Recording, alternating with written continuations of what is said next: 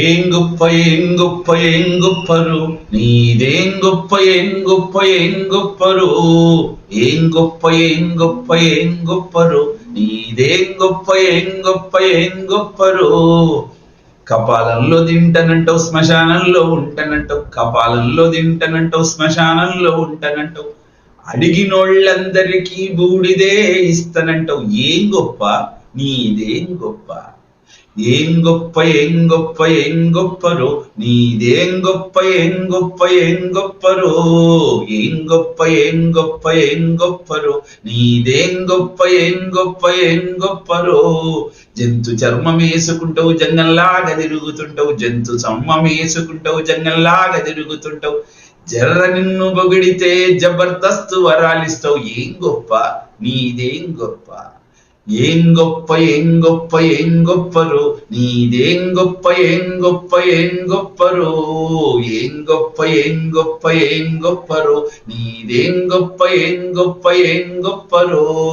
సగం దేహం ఇస్తానంటావు సవతిని తెచ్చి నెత్తిన పెడతావు, సగం దేహం ఇస్తానంటావు సవతిని తెచ్చి నెత్తిన పెడతావు, గట్టిగా అడిగాడని పొట్టలోనే కూసుంటావు. ఏం గొప్ప నీదేం గొప్ప ఏం గొప్ప ఏం గొప్ప ఏం గొప్పరు నీదేం గొప్ప ఏం గొప్ప ఏం గొప్పరు. విషం కూడా తింటానంటావు వేదంలాగా మసలుతుంటావు, విషం కూడా తింటానంటావు వేదంలాగా మసలుతుంటావు, శివమెత్తిన జనులందరి శుభం నువ్వే చూస్తుంటావు. ఏం గొప్ప నీదేం గొప్ప. అద్భుతమైన ఈ పాట యొక్క అంతర్యాన్ని ఒక్కసారి పరిశీలించే ప్రయత్నం చేద్దాం. ఆ స్వామి కపాలంలో తింటాట, శ్మశానంలో ఉంటాట, అడిగిన వాళ్ళందరికీ బూడిదే పంచిస్తూ ఉంటాట. ఏమిటి అంతరార్థం?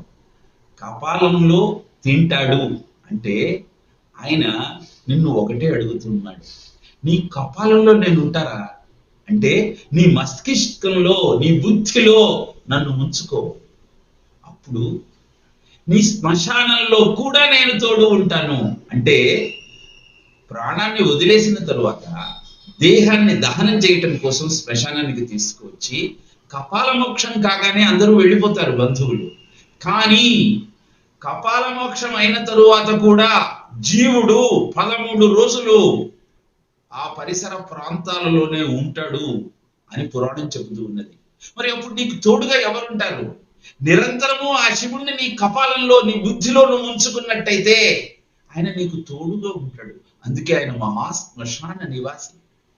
అందరికీ బూడిద ఇవ్వటంలోని ఆంతర్యం ఏమిటి అంటే దహన యోగ్య ఇది దేహ. ఈ దేహాన్ని నమ్ముకొని అనేక ఆటలు ఆడుతూ ఉన్నావు, గర్వంతో మిడిసిపడుతూ ఉన్నావు, కానీ ఇది దహింపబడేదేరా, ఇది సత్యం కాదు అని తెలియజేస్తూ ఉన్నాడు. సగం దేహం ఇస్తానంటావు సవతిని తెచ్చి నెత్తిన పెడతావు, గట్టిగా అడిగాడని పొట్టలోనే కూర్చుంటావు. ఎంత అద్భుతమైన భావన. కళాభ్యాం చూడాలంకృత శశికళాభ్యాం నిజతప ఫలాభ్యాం భక్తేషు ప్రకటిత ఫలాభ్యాం అంటాడు ఆదిశంకరుడు శివానంద లహరిలో. అంటే శివుడు పార్వతి ఒకళ్ళ కోసం ఒకళ్ళు తపస్సు చేసి సృష్టించిన దేహాలు కలిగి ఇద్దరం విడివిడిగా ఉండటం ఎందుకు, ఏకమైపోదామని అర్ధనారీశ్వరులు అయిపోయారు.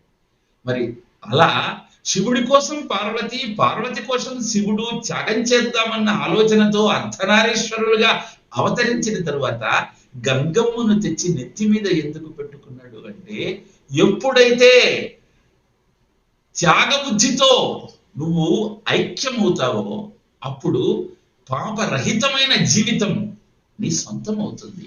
అది చెప్పటం కోసమే గంగను నెత్తిన ధరించాడు. గట్టిగా అడిగాడని పొట్టలోనే కూస్తుంటావు. ఆయన భక్త సులభుడు, భక్తవత్సలుడు. నా పొట్టలో ఉండమని గజాసురుడు అడిగితే తథాస్తు అని పొట్టలోనే నివాసం ఉన్నాడు. కానీ వాడి కోరిక ఎంత స్వార్థపూరితమైనది. అందుకే విష్ణువు బ్రహ్మదేవుడు ఎద్దులను ఆడించే వారి రూపంలో వచ్చి వాడి పొట్టను చీల్చి శివుణ్ణి బయటికి తెచ్చారు. ఎంత అద్భుతమైన భావన. జంతు చర్మం వేసుకుంటావు జంగల్లాగా తిరుగుతుంటావు, జర్ర నిన్ను పొగిడితే జబర్దస్తు వరాలిస్తావు. ఆయన జంతు చర్మాన్ని కట్టుకోవటంలోని ఆంతర్యం ఏమిటి అంటే గజాసురుడు తాను ప్రాణాన్ని వదులుతూ శివ, అందరికీ నిన్ను చూసినప్పుడల్లా నేను గుర్తుకు రావాలి అంటే నా చర్మాన్ని నువ్వు ధరించవయ్యా అని అడిగితే, హిమాలయాలలో ఎముకలు కొరికే చలిలో ఏ ఆచ్ఛాదన లేకుండా భక్తుడు అడిగాడని ఆయన చర్మాన్ని ధరించి తిరుగుతున్నాడే, అంతకంటే కావలసినది ఏముంది? జబర్దస్తు వరాలు అంతకంటే ఏముంటాయి? ఎవరు ఏదడిగితే అది ఇచ్చేవాడే ఆ పరమేశ్వరుడు. ఒకడు వచ్చి నీ ఆత్మలింగం ఇమ్మన్నాడు, ఇచ్చేసాడు. ఇంకొకడు వచ్చి నీ భార్యని ఇమ్మన్నాడు, ఇచ్చేసాడు. ఇంకొకడు వచ్చి నా కోటకు కాపలాగా ఉండమన్నాడు, ఉంటానన్నాడు. నువ్వు ఒక్కడి ఉంటే సరిపోదయ్యా, నీ కుటుంబం అంతా ఉండాలన్నాడు, అలాగే వస్తానన్నాడు. ఇలా నాలం వాపరోపకారకమిదం ఏకం పశూనాం పతే పశ్యన్ కుక్షిగతాన్ చరాచర గణాన్ బాహ్యస్థితాం రక్షితుం సర్వామర్త్యవలాయన ఔషధమతి జ్వాలాకరం భీకరం నిక్షిప్తం గరళం గళేన గిళితం నోదీర్ణమేవ త్వయా అంటారు ఆదిశంకరుడు శివానంద లహరిలో. బయటికి వచ్చిన హాలాహలాన్ని చూసి దేవతలు దానవులు అంతా భయపడి పారిపోతూ ఉంటే వాళ్లకు ధైర్యాన్ని చెప్పి ఆ హాలాహలాన్ని తన గొంతులో నిక్షిప్తం చేసుకున్న మహాదేవుడు ఆ సదాశివుడు.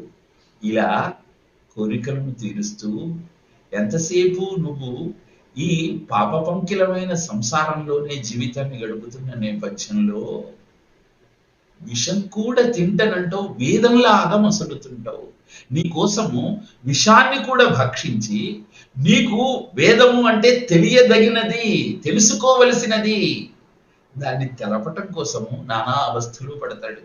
అనంతరము ఎంతకీ నువ్వు వినకపోతే నీ దేహము శుష్కించి ఇంద్రియాలన్నీ జీర్ణమైన సర్వంలో నీకు ముక్తిని ఇవ్వటం కోసం శ్మశానంలో నీ కోసం వేచి చూస్తూ ఉంటాడు. అలాంటి అద్భుతమైన శివస్వరూపాన్ని ఆరాధిస్తూ ఆనందిస్తూ అద్భుతమైన ముక్తిని పొందే ప్రయత్నం చేద్దాం. ఓం తత్సత్.